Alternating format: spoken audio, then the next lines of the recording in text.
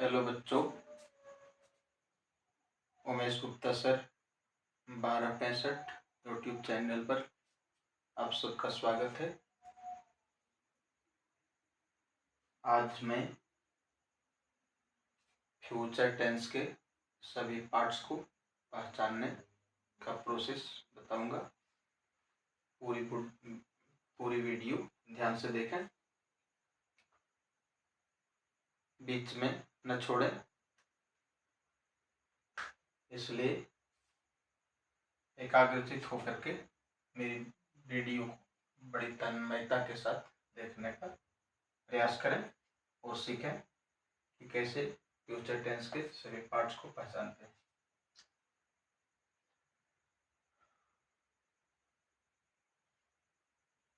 यह है फ्यूचर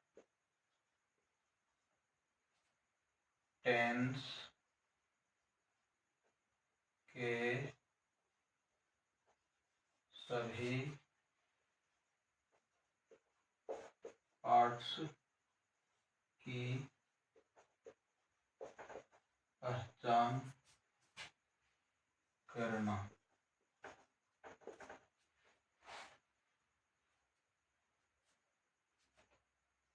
आज बहुत ही महत्वपूर्ण टॉपिक है बच्चों। अगर हम टेंस की पहचान ठीक से कर लेते हैं तो इससे वॉइस बनाना आसान हो जाएगा। इससे डायरेक्ट स्पीच को इनडायरेक्ट में चेंज करने में भी आसानी होगी और परीक्षाओं में जो सवाल पूछे जाते हैं कि टेंस की पहचान करें, वहाँ भी आसान हो जाएगा। तो फ्यूचर टेंस में पहला हम देखते हैं, जब सब्जेक्ट के बाद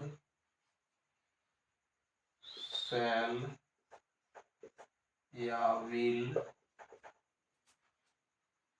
प्लस V1 आया हो तो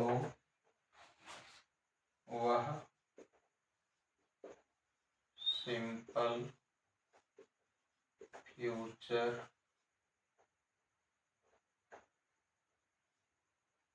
टेंस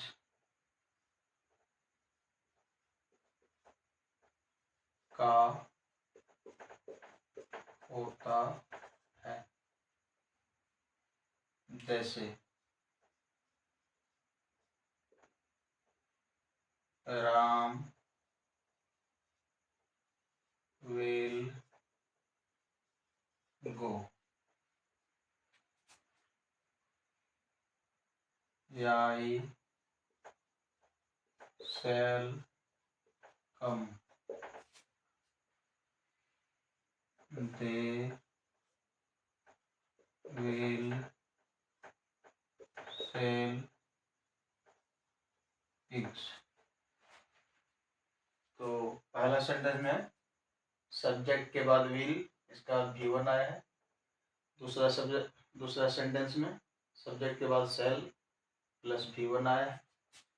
तीसरा सेंटेंस में सब्जेक्ट के बाद विल प्लस V1 आया है। इसका मतलब है तीनों सेंटेंस सिंपल फ्यूचर टेंस के हैं। अब दूसरा देखेंगे, जब सब्जेक्ट के बाद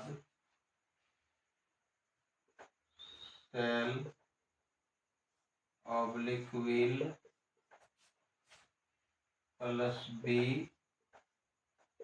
प्लस V4 आया हो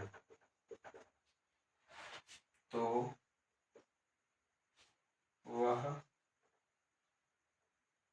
फ्यूचर कंटीन्यूअस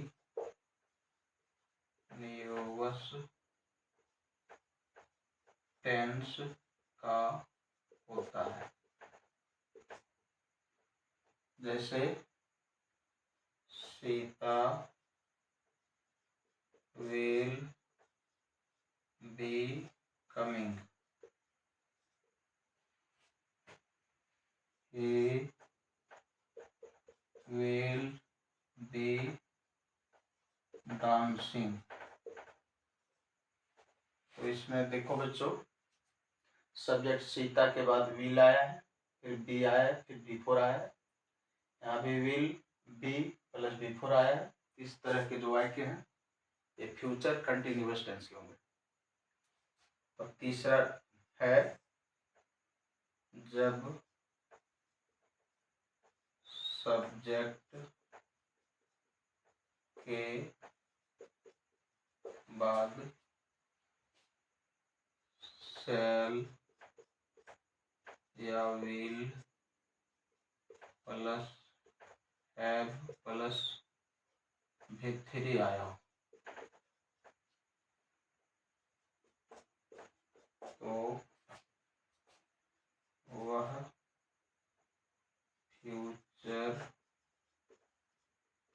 परफेक्ट टेंस का होता है। जैसे आई shall have gone there।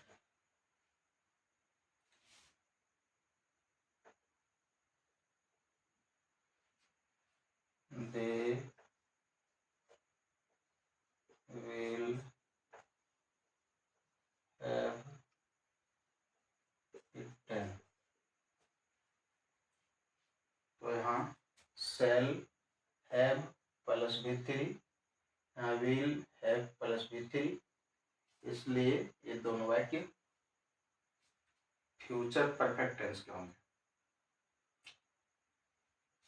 अब अगला पार्ट हम लोग देखेंगे future perfect continuous tense.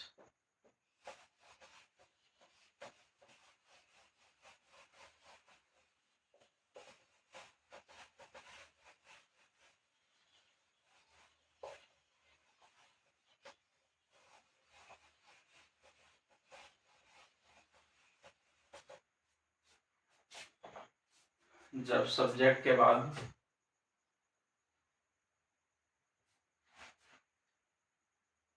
Will या shall plus have plus been plus before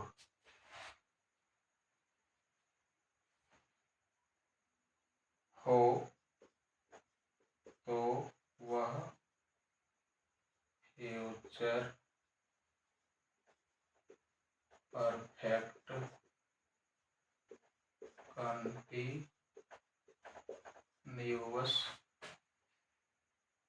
tense का होता है।